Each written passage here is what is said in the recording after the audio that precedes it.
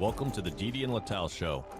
Advice, thoughts, and stories from a married couple on cybersecurity, technology, and life in general. Now here are your hosts, Didi and Lital. Hello and welcome to the Didi and Lital Show. I'm Lital. Hi Didi, how is it going? Things are awesome, and I am awesome because we said that that's the catchphrase. You're awesome. I am awesome. Okay. Everything is awesome. Everything is cool when you're part of the team. What's new in sports that we can talk about? There's nothing new. There's nothing new. It's the tail end of hockey season, the tail end of basketball season, and who cares about baseball? Let's be honest. Who cares about baseball? It's almost summertime. Oh my God, I have so many forms to fill for the kids, and I keep on getting those reminders via email, and I keep on not filling up those health forms and stuff. Those forms. Like those forms. That's... The kids can just go into whatever and survive. Trust me. I know they wouldn't let me. I guess camps. it's illegal. I mean, I've spent all my life in Israel. I went to all kind of camps. I don't think my mom signed any piece of paper ever. Because in Israel, you don't sign any piece of paper. Like, it doesn't exist. And Leah's been going to the same camp since she was 4. Yes. Can they keep the same forms again? No, because every year you need to re-sign stuff because God knows it's a new kid. Exactly. There's new legal liabilities that happen between previous year and this year. This is, again, the keeping you busy thing as a parent. Like, you have 3 kids, they're going during summer to multiple camps. Each camp has its own system of filing. Some needs it hard copy, some have the weird, each one is like not secured at all, of course. They keep all the data of our kids. And it takes a long time of my life. It's the busybody work of making me feel like a responsible parent filling up paperwork. Maybe this is a startup for ChatGPT. Autofill our kids. I'm going to use ChatGPT this weekend to fill up the form. Thank you. Yes. Okay. Bingo. Exactly. Exactly. I'm happy now. All right. See? What do we? Yeah, I like efficiencies. Efficiencies. So How would they know what's the state of a kid's health? I will tell the kids have nothing. Exactly. So you fill out the form. Yay. Yes, Okay. exactly. So now that we've agreed that we need to build a startup to fill out automatically useless forms for healthcare in the US, what are we going to talk about next? I think you raised an interesting topic. It came from you listening to a podcast and also... Always. Me listening to podcasts is how I get ideas. Yes. Let me introduce the topic. So, and it's something that I see and I've seen in my previous companies a lot, and I think that's a topic. Engineering, not knowing and caring enough about the business. Agreed.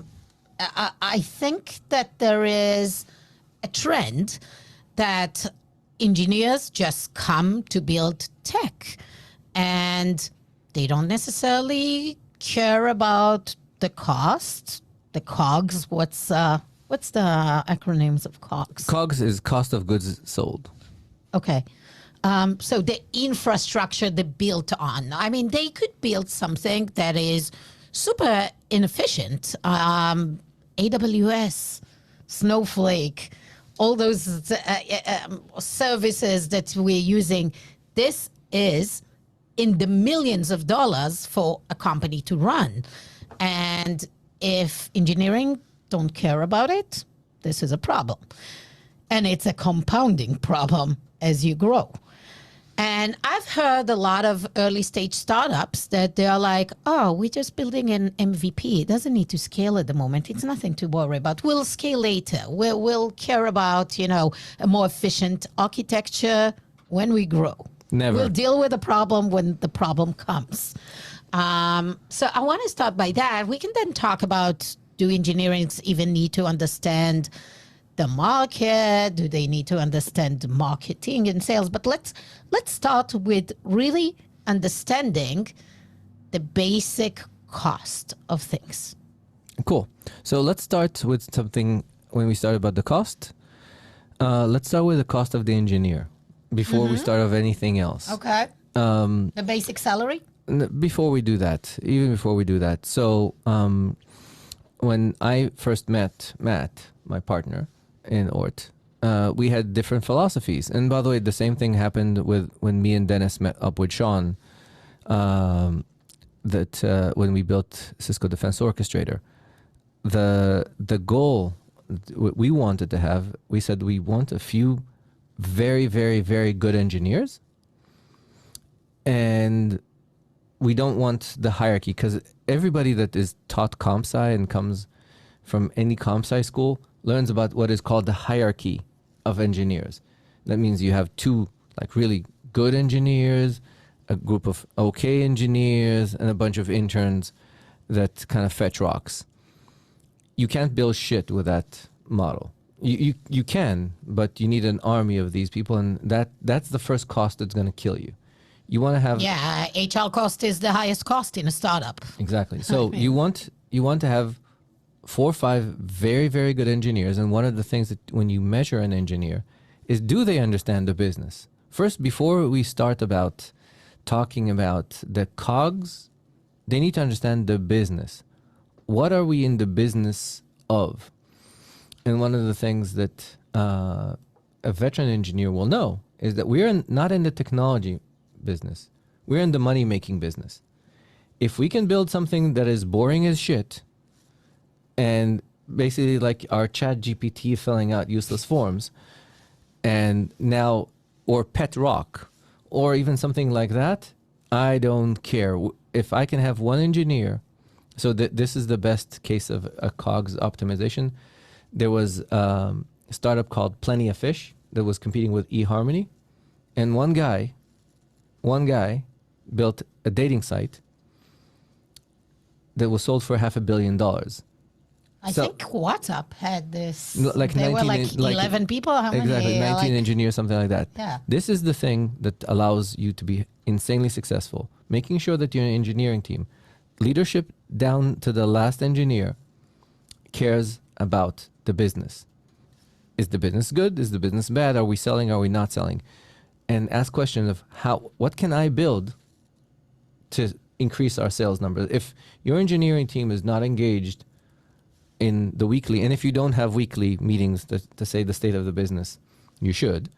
You need to have weekly state of the business for the whole company. And if the engineering team doesn't care about the state of the business, you have a problem. My engineering team gave our sales leader a lot of hard time and said, you can't tell us that the product is awesome and we're not selling.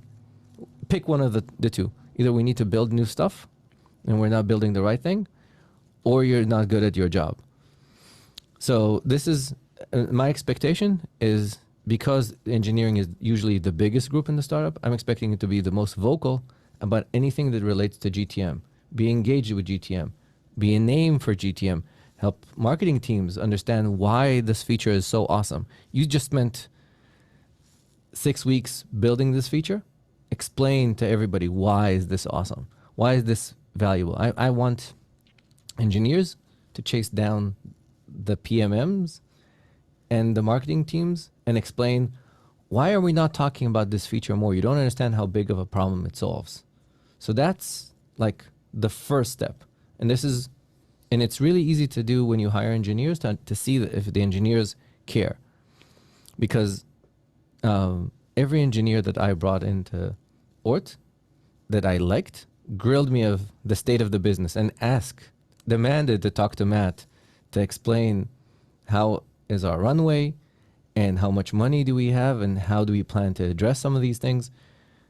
That if you hire an engineer and they don't want to talk to the CEO or somebody that understands anything related to the money, it's a challenge. So you're saying a good sign, if it's the right engineer to hire, is if he's asking the right questions about how many customers do you have, what the customer dislike, what challenges do you have with customers, things like that. And you want them to bring it up Yes. unsolicitedly, right? Yes. And want to listen in on customers' calls. Yep.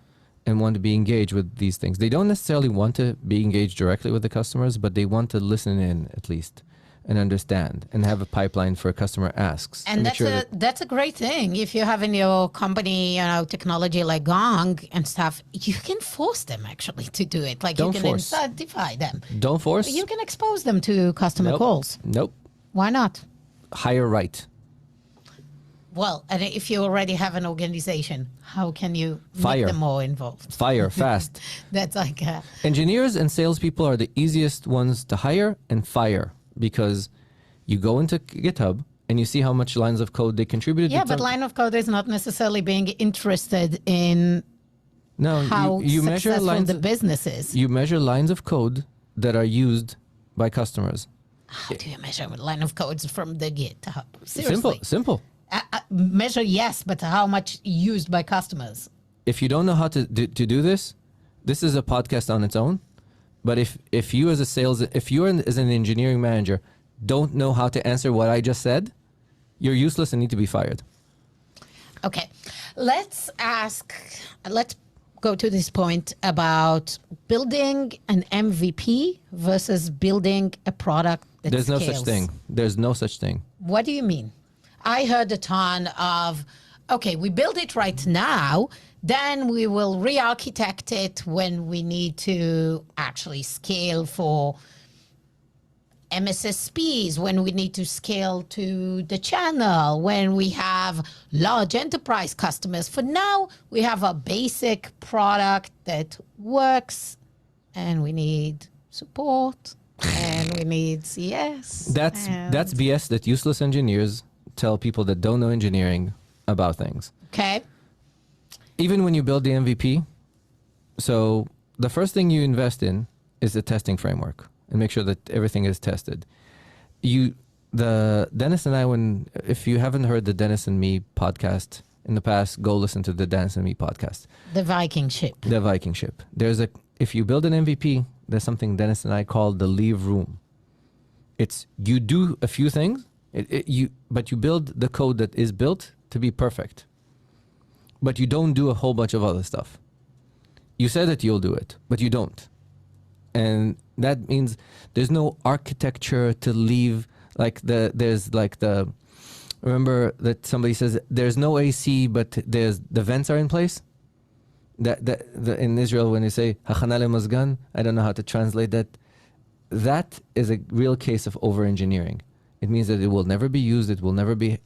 You build. It's unfinished garage. It's an unfinished garage. That's it's an the unfinished. U.S. The unfinished basement. The unfinished basement. Yes. That's an invitation for a disaster in engineering sense. It makes a lot of sense in the house. Well, it's ready for the future. You can invest because- so much effort and build your basement. Because the and make technology changes. So let's say you have the unfinished.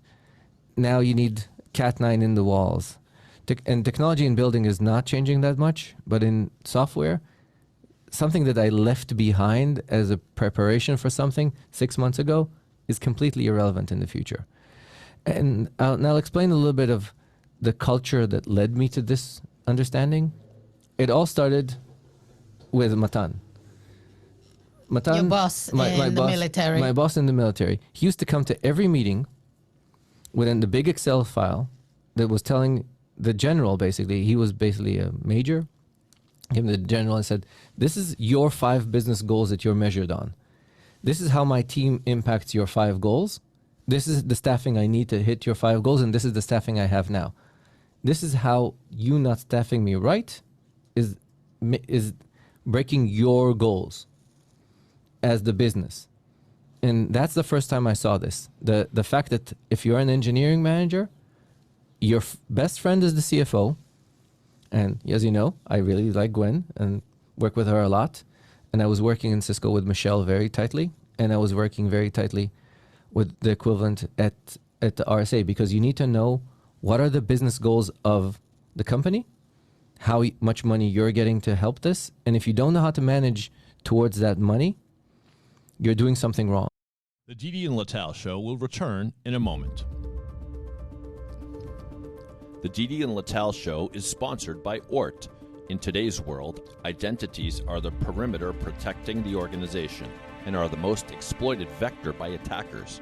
If your security teams are struggling to maintain control of identity management tools, ORT can help.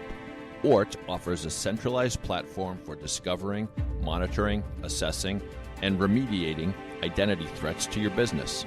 While most security platforms can take weeks or months to start identifying and remediating risks, with ORT, your security teams can get started in as little as 30 minutes and start securing the identity perimeter immediately. ORT will surface the most critical vulnerabilities and give your security teams the recommended action steps. Start your trial today at ORT.io. That's OORT.io. The Didi and Lital Show is sponsored by Hunters. Hunters is a SaaS platform purpose-built for security operation teams, providing unlimited data ingestion and normalization at a predictable cost. Hunters helps SOC teams mitigate real threats faster and more reliably than SIM. Visit hunters.ai to learn more. But many engineers will say that's the job of product. That's where we have product management. Product management. They do that. Product management's goal is to go listen to customers, translate those into business needs. The thing And prioritize. And prioritize. Now that product management has said this will bring us 10 customers, you need to build that know if product management is right, and then put them in their place if they're not. And same goes, by the way, for sales leads and customer success leads. They say, oh, wait, you have to build this because 10 customers will do this. You need to experiment. You need to build these things. But managing your budget and understanding your budget and understanding how you managing your budget helps the business is probably the most important role of an engineering manager. And I'll give you another example, two great engineering leaders I had. One was Manoj Nair and the other one was David Resapor. Both of them showed me the Excel and said, this is the budget and how we make the budget impact the business. So I'll give you the best example. My team and I argued tooth and nail about Snowflake yes, Snowflake no. I overruled them because I wanted to bring in Snowflake as a partner. And I said, that's not an engineering decision. This is a business decision. Mm-hmm. And the first time Oleg ran our numbers of how much it costs us to run in Athena and how much it costs us to run in Snowflake, he said, we're finishing this migration in 3 weeks. Because he says, every week that we're in Athena is costing us 10 times more money than it would in Snowflake.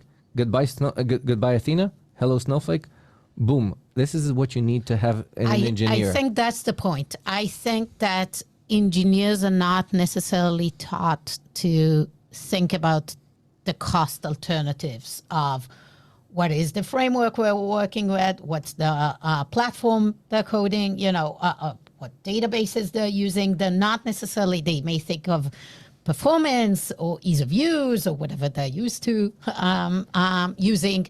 But there is no necessarily a bigger picture of impact on the business, the cost, impact on GTM. Snowflake can partner with you and help you in other places. So the multitude of reasons to choose X versus Y when you're building something, using a specific platform or choosing one vendor or another, I think that means some education from engineering leadership and opening it up, having all those conversations, and that's critical. I want to ask you, back to this idea of what we will do later versus what is now needed. So you're saying, I want to challenge you because I still saw so many organizations saying, okay, now we are in a point of actually building multi-tenancy. Now we're in a point of doing X versus Y. Now we do migration. Now we do that. And then the now is becoming, again, never and being pushed because at the point of now, the bigger is that business is growing. There's so many customer demands. There's so many bugs to fix. Have you seen Leah's laundry room? Oh, you mean her room? Yeah. The laundry room of Leah is her room. Yes. Yeah. And the same thing about you folding the laundry of never. This is an excuse.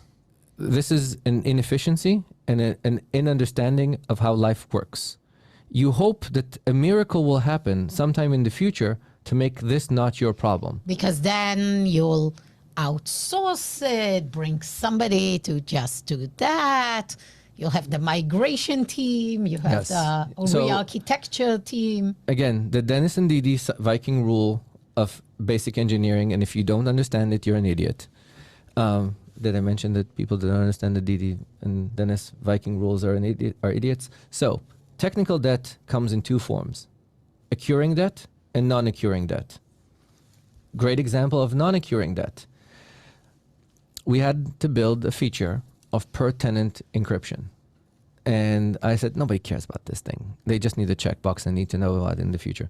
And then I said, yeah, nobody understands that. And we were talking to Doron, his tallness, and asked him, if we put in the per tenant encryption now, or we put it in 8 months, would it make any big difference? He said, no, of course not. And we talked to Mongo, because back then we were running on MongoDB, and we said, hey, dear Mongo, are you ever going to support the per database encryption key? And they said, yeah, it's on the roadmap, something. I said, you know what? Let's support the database per customer option and give the customer the option to run on their own database or not. If they choose to do so, we'll be able to support that feature or not. And that's an example of a non-incurring technical debt. We knowingly did not encrypt per tenant, but encrypted based on the storage requirements. When Mongo came out with the feature, we turned on the support. 0 customers actually wanted that feature, but the fact that we could speak about it and that it's coming was good. But we understood that this is not incurring technical debt. Not building in multi-tenancy, this was an argument that Dennis and I had with Sean. Day one of CDO, we said, every day that you don't build the system to be multi-tenanted is a disaster that you'll pay for in the future, because every line of code in the product will have to change when you move to multi-tenancy. And understanding that question of, is this accruing or not accruing technical debt, is the most important for every engineering decision that you make. And I'll give you an example of something that we do in Ort continuously. We don't release what we call checks. There's checks that we run through our data science group and me. What does that mean? It means that Sasha and I run a whole bunch of queries that are scripted and duct taped and things like that. And we show customers, if we would have built it in the product, this is how it would look like. But it means that engineering has built from day one an infrastructure to allow for that playground. So there's a place. But then you go and build it, right? Because I see so many companies that keep on running this somebody behind fake it with services. No, so and all they have is a product that behind the scene is a ton of people that actually duct tape it. So the successful companies build it into the product, that there's an actual room for Mechanical Turk.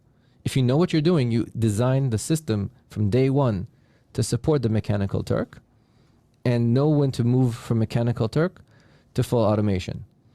But if you don't know what you're doing, you build and then, by the way, you incur also security problems, because you're built on a team that your engineering team always has access to directly to customer data, and then you're not getting your SOC 2.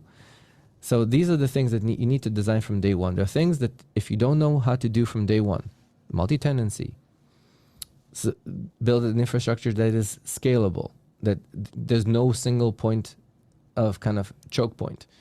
And if you don't do your SOC 2, we started doing our SOC 2 before there was a line of code. Because like in the podcast we had with Stravish, if you haven't listened to the one we had with Stravish, listen to the one we had with Stravish. Understand that when you do the SOC 2, day one, when you start lines of code, you start doing the SOC 2, it means you get into like a healthy diet. Speaking of summer diets, need a diet. So you're starting with security built from day one, business understanding of what the customer will need. You have scale in mind, because if you're building without scale, it's going to bite you. Yes. Multi-tenancy will bite you. Re-architecturing doesn't happen.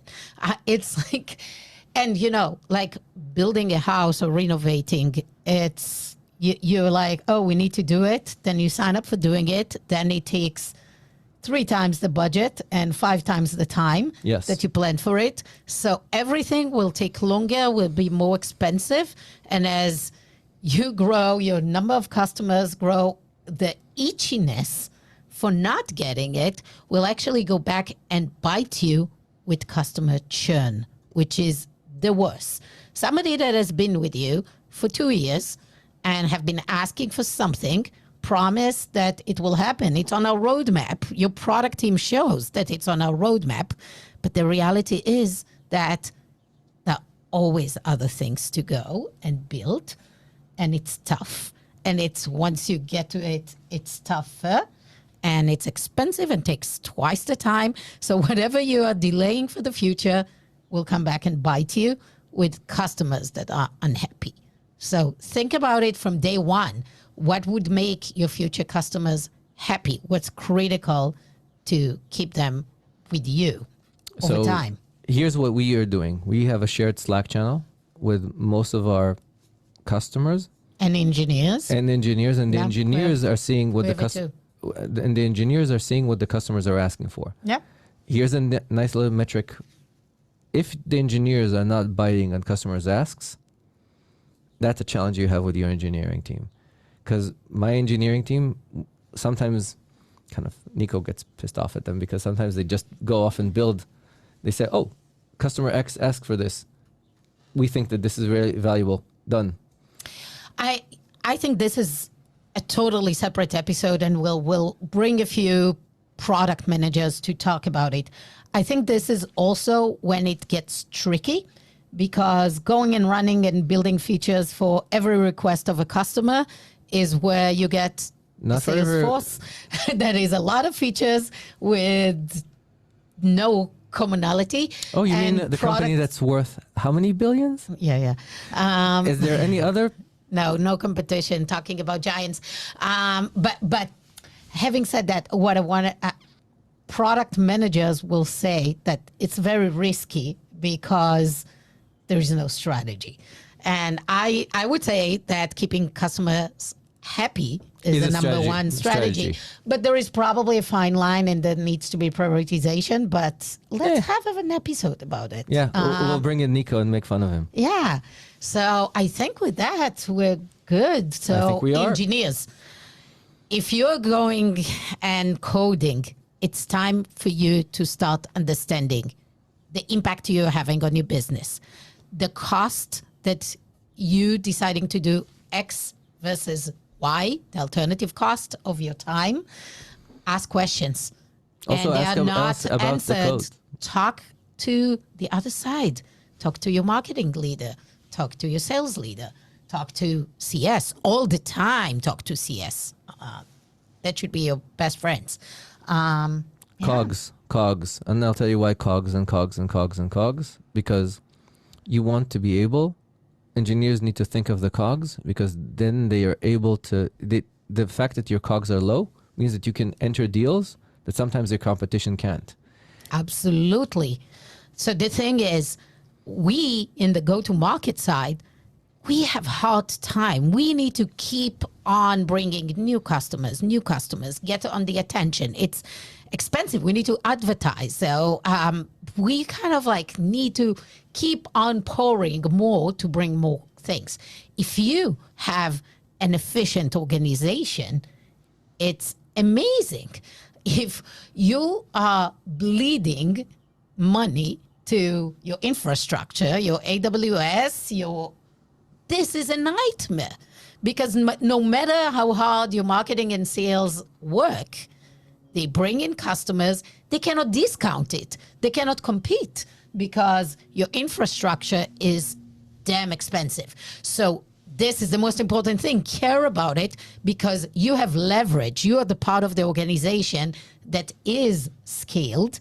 the cheaper you are, the better you can compete. And you free up all this money to go reach out more customers and get to them. And then there is a flywheel of efficiency that without that, if you're just built on human being duct taping stuff, because there's so many holes and bugs and things, this is ineffective. Bring your margins. Your VCs care a lot about that. Your CFO cares a lot of that. They don't understand why they're bleeding money to your cloud service provider and everything else. And at the end of the day, you might have chosen, or you may not allocated the right resource. And go check, what is it that you're spending money on? Okay, and with that, we conclude for today. Thanks for being with us. The Didi and Lital Show is a weekly podcast. See and rate us wherever you get your podcast. Please recommend us to friends. And if you want to be on the show, reach out to us. Have a wonderful week. See you next week. Having a great week. Everything is awesome. Everything is awesome.